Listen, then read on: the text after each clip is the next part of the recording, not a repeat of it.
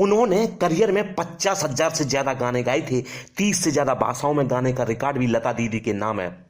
उनके गानों की गूंज भारत समेत विदेशों तक थी, मगर उन्हें हर कदम पर खुद को साबित करना पड़ा। 33 साल की उम्र में लता दीदी स्वर कोकिला बन चुकी थी। किसी को उनकी तरक्की से इतनी जलन थी कि उन्हें जहर देकर मारने की कोशिश की। यह उनकी जिंदगी का सबसे कठिन और भयानक दौर था।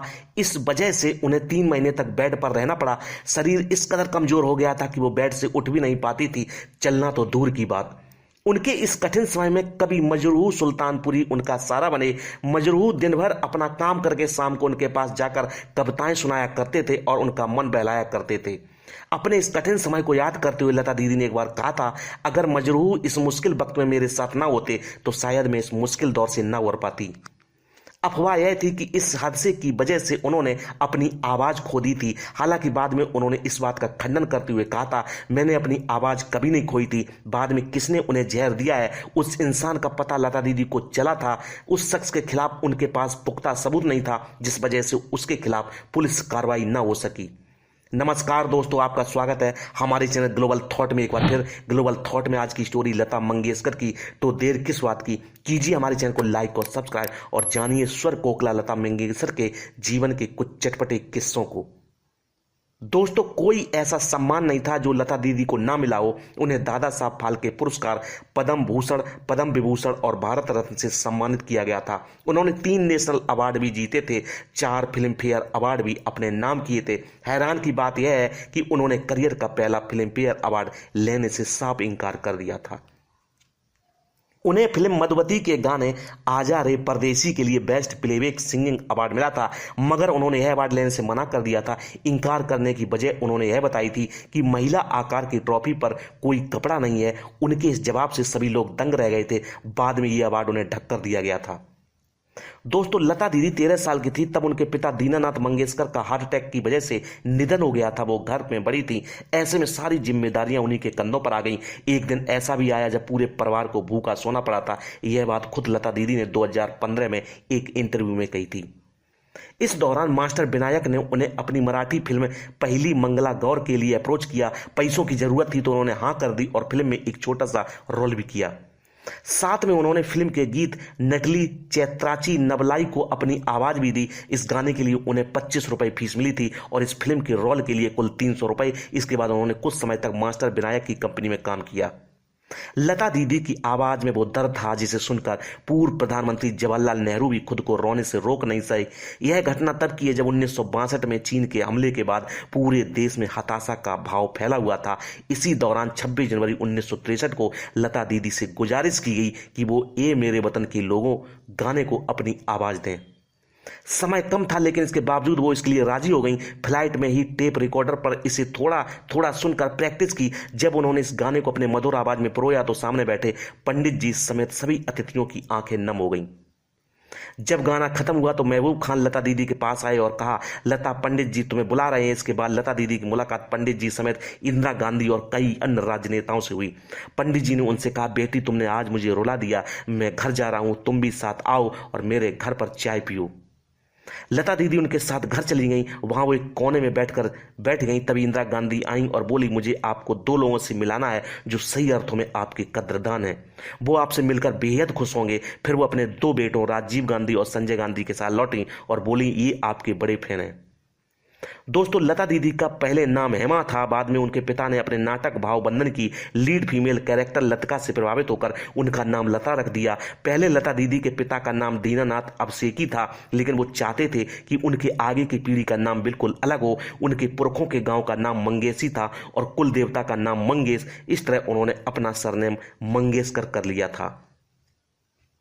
दोस्तों, शनिवार 28 सितंबर 1929 को लता दीदी का जन्म इंदौर के एक सिख मोहल्ले में अपनी मौसी के घर हुआ था। बचपन के कई साल उन्होंने इंदौर में ही गुजारे थे। पिता के नाटक कंपनी में काम करने का सिलसिला यही शुरू हुआ था। उन्होंने पिता के निधन के बाद 1945 में मुंबई का रुख किया था। लता दीदी ने 1940 से लेकर 2000 तक नई नई पीढ़ियों के सबसे बड़े म्यूजिक डायरेक्टर के साथ काम किया था, मगर जिसने उन्हें सबसे ज्यादा चुनौती दी वो जयदेव थे। एक बार जयदेव ने उन्हें एक ऐसा गीत गाने को कहा था जिसे नेपाल के राजा ने खुद लिखा था। लता दीदी का कहना था कि म्यूजिक कंपोजिंग के बाद जयदेव सारी जिम्मेदारियां सिंगर के ऊपर छोड़ देते थे। इस वजह से उनके साथ काम करना मुश्किल हो जाता था। दोस्तों, लता दीदी किशोर कुमार को अपना भाई मानती थी। दोनों की जोड़ी ने कई बेहतरीन गाने दिए। उन्होंने फिल्म जिद्दी में पहली बार किशोर कुमार के साथ ये कौन आया रे गाना गाया था, मगर उनकी पहली मुलाकात का किस्सा दिलचस्प है। करियर के शुरुआत में लता दीदी लोकल ट्रेन पकड़कर स्टूडियो जाती थी। एक दिन महालक्ष्मी स्टेशन में एक व्यक्ति कुर्ता पैजामा पहने और छड़ी लिए उनके कंपार्टमेंट में चढ़ गया। लता दीदी को वो शख्स जाना पहचाना लग रहा था, लेकिन उन्हें समझ नहीं आ रहा था कि उसे उन्होंने कहाँ देखा है। जब उन्होंने लोकल से उतरकर तांगा लिया, वो शख्स भी तांगे से पीछे आने लगा। वो घबरा गई और तेजी से स्टूडियो में पहुंची। यहां भी वो शख्स पीछे ही आ रहा था। स्टूडियो पहुंचकर उन्होंने संगीतकार खेमचंद से कहा, ये कौन है जो मेरा पीछा कर रहा है। खेमचंद ने पीछे देखा तो हंसने लगे और कहा, ये किशोर कुमार है, अशोक कुमार के भाई। कुछ इस तरह दोनों की पहली मुलाकात हुई। दोस्तों, लता दीदी का पालन पोषण मुंबई में हुआ था। यही कारण था उनकी बोलचाल की भाषा भी मराठी ही थी। जब उन्होंने हिंदी सिनेमा में गाना शुरू किया तो लोग मराठी होने पर उन्हें ताने भी मारते थे। इसी से जुड़ा किस्सा ये था कि एक दिन वो संगीतकार अनिल विश्वास और दिलीप कुमार के साथ लोकल ट्रेन से गोरेगांव जा रही थी। अनिल विश्वास ने दिलीप कुमार से उनका परिचय कराते हुए कहा, दिलीप, ये लता मंगेशकर हैं और ये बहुत अच्छा गाती हैं। इस पर दिलीप कुमार ने पूछा, ये कहाँ की हैं। अनिल विश्वास ने बताया कि मराठी हैं। मराठी शब्द सुनते ही दिलीप कुमार ने अपना अजीब सा चेहरा बनाकर कहा, क्या है ना मराठी लोगों की बोली में थोड़ी दाल बात की बू, यानी मराठी लोगों को उर्दू नहीं आती। उनकी ये बात लता दीदी को बहुत बुरी लगी। इसके बाद उन्होंने उर्दू सीखने में ठानी और सीख भी ली। वो कहती थी कि वो दिलीप कुमार ही थे जिनकी बदौलत उन्हें उर्दू आई और उनका उच्चारण सुधर गया। बता दें कि लता दीदी ने अपने करियर में 30 से ज्यादा भाषाओं में गाने गाए थे। लता दीदी पहली भारतीय महिला सिंगर थी जिन्होंने विदेशों में शो करने का सिलसिला शुरू किया था। उनके इस कदम ने आगे आने वाली पीढ़ियों के दरवाजे खोल दिए थे। उन्होंने पहला शो लंदन के रॉयल अल्बर्ट हॉल में 1974 में दिया था। लता दीदी के पिता दीनानाथ मंगेशकर ज्योतिष भी थे। उन्होंने पहले ही कह दिया था कि वो कभी शादी नहीं करेगी। उन्होंने लता दीदी की मां से कहा था, देखना एक दिन नामी सिंगर भी बनेगी। दोस्तों, 1974 में the Guinness book of records में लता दीदी के नाम सबसे अधिक 25,000 गीत गाने का रिकॉर्ड दर्ज किया गया था। इस रिकॉर्ड पर मोहम्मद रफ़ी का कहना था कि यह नंबर गलत है। दीदी ने 28,000 से ज़्यादा गाने गाए थे। वहीं पूरे करियर में उन्होंने 50,000 से ज़्यादा गीत को अपनी आवाज़ दी है। लता दीदी को कॉटन की साड़ियां बेहद पसंद थी। वहीं वो रंग बिरंगी साड़ियों की जगह सफ़ेद साड़ी पहनना पसंद करती थी। सफ़ेद साड़ी पहनने पर उनका कहना था कि मेरे व्यक्तिगत पर सफ़ेद रंग की सही तरह से मेरे व्यक्तित्व पर ये रंग सही तरीके से खिलता है और लोगों को भी शायद मैं सफ़ेद साड़ी में ही ठीक लगती हूँ। एक किस्सा यह भी था, एक बार मुंबई में तेज बारिश हो रही थी। लता दीदी को समझ नहीं आ रहा था कि वो रिकॉर्डिंग के लिए क्या पहने। थोड़े के विचार के बाद उन्होंने क्रेप शिफॉन साड़ी पहनी जो शायद पीले या ऑरेंज रंग की थी। फिर जब वो स्टूडियो पहुंची तब उनकी यह साड़ी देख रिकॉर्डिस्ट पूछ बैठा, ये आप क्या पहनकर आ गई। जवाब में लता दीदी ने कहा, इतनी बारिश में भीगती हुई आई हूँ। क्रेप साड़ी पर पानी जल्दी सूख जाता है, लेकिन कॉटन में ऐसा नहीं होता है, इसलिए ये पहनना पड़ा।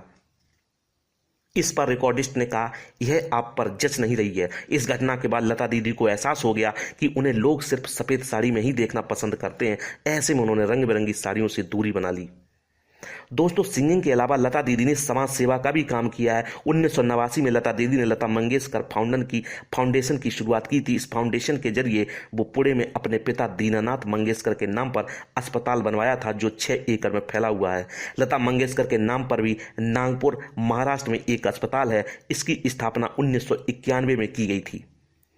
दोस्तों, लता दीदी अपने भाई बहनों से बहुत प्यार करती थी। बहन आशा भोसले के लिए उन्होंने पढ़ाई तक त्याग दी थी। दरअसल लता दीदी और आशा भोसले एक ही स्कूल में पढ़ने जा रहे थे। स्कूल में पढ़ने के लिए दोनों की अलग अलग फीस देनी थी। घर के हालात ठीक नहीं थे, जिसकी वजह से लता दीदी ने अपना नाम कटवा लिया और वो सिर्फ 2 दिन ही स्कूल जा पाई थी।